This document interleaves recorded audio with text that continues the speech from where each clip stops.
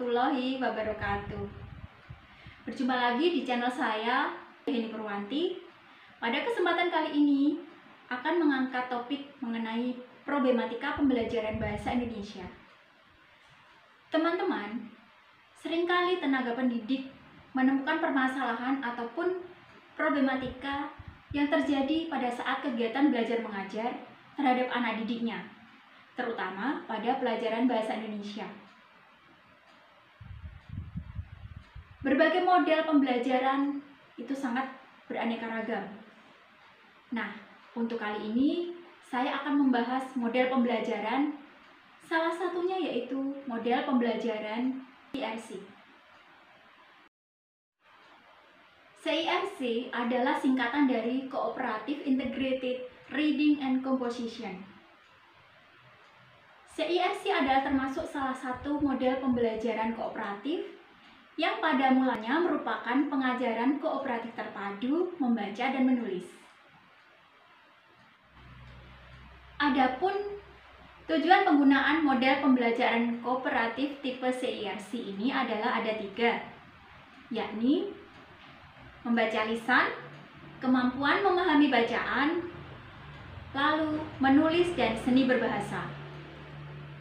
Jadi, yang lebih ditekankan di sini adalah dapat memahami bacaan, kemudian bisa menulis, dan yang paling utama adalah seni berbahasa, terutama dalam penggunaan bahasa Indonesia. Untuk lebih jelasnya, akan saya tampilkan dalam salin dia pada slide-slide berikut ini.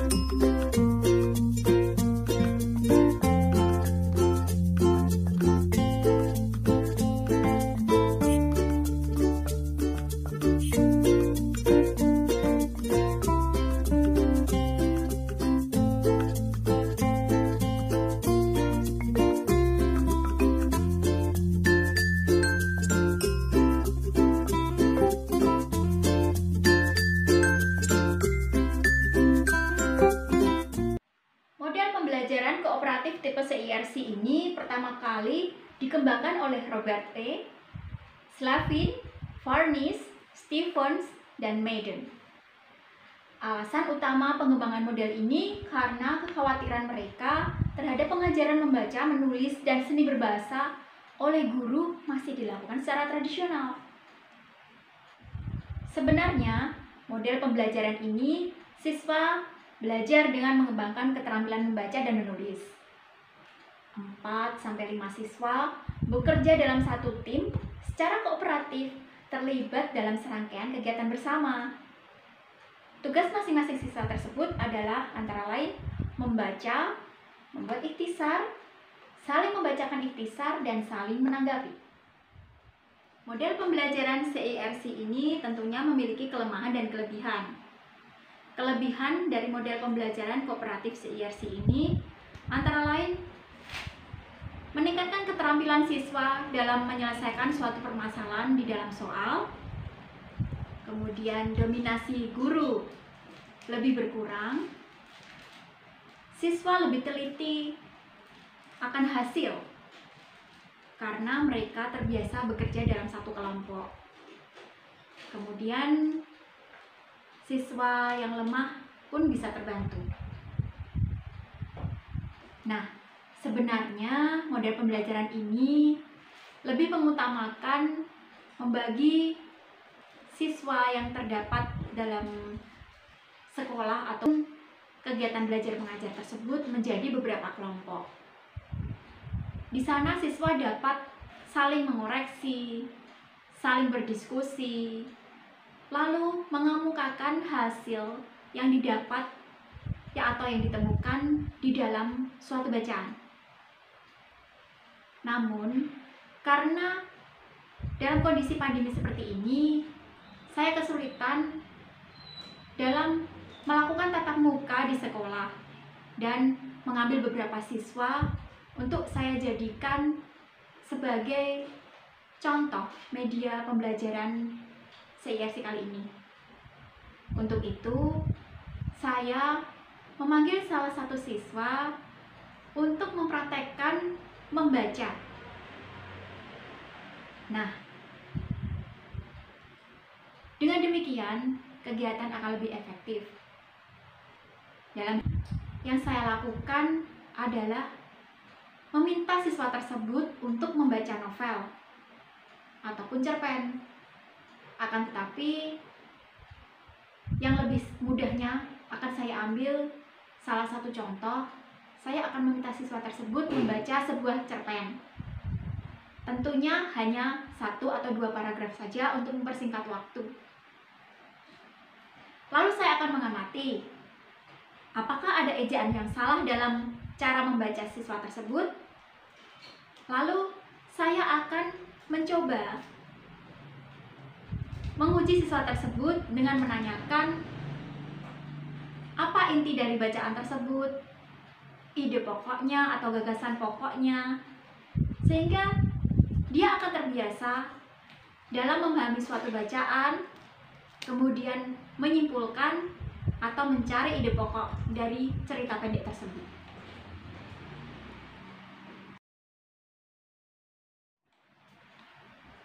Halo Laras. Oh iya.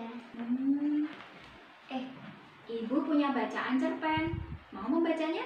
Mau. Ya. Baca dengan lantang ya. Ya. Nih. Laras dan senyumannya. Laras adalah anak yang selalu ceria. Setiap hari senyum tak pernah lepas dari wajahnya. Laras juga ramah dan suka tertawa. Tak heran jika dia mempunyai banyak teman. Nah, stop dulu. Sekarang kita cari ide pokoknya. Atau apa? Gagasan pokok. Iya. Gagasan Gagasan pokoknya apa? Paragraf pertama. Laras adalah anak yang selalu ceria. Pinter. Oke, lanjut paragraf kedua. Laras berbeda dengan temannya. Tiara adalah murid kelas sebelah. Tiara sering berkata kasar dan jarang tersenyum. Wajahnya seperti awan bersabut mendung. Teman-temannya jadi malas menyapa, apalagi berteman dengannya. Habis Tiara sombong sih, begitu kata Tata. Iya, mukanya cemburu terus, sahut Amalia. Malas deh ngobrol dengan Tiara. Celutuk Syafas, semua temannya menjauhinya. Nah, paragraf kedua. Apa gagasan pokoknya? Gagasan pokoknya Laras berbeda dengan temannya. Pinter. Nah, gagasan pokok itu berbeda dengan gagasan pendukung ya.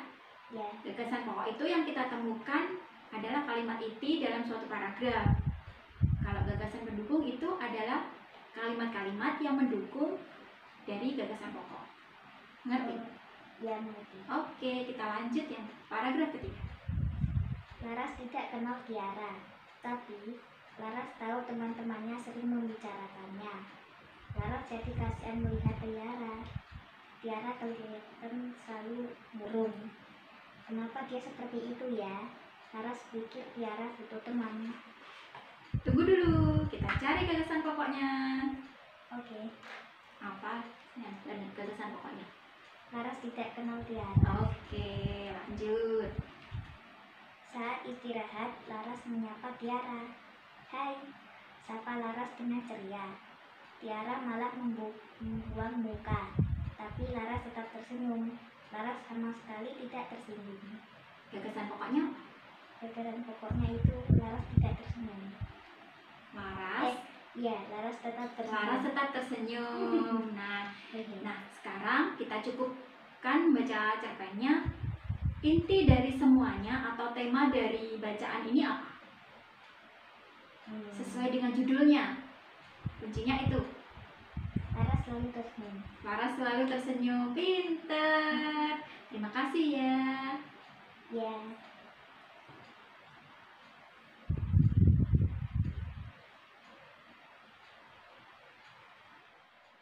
Nah, teman-teman, setelah tadi saya menguji seorang siswa untuk membaca, saya rasa kita perlu mengapresiasi akan keberaniannya dan dalam membacanya yang lumayan percaya diri.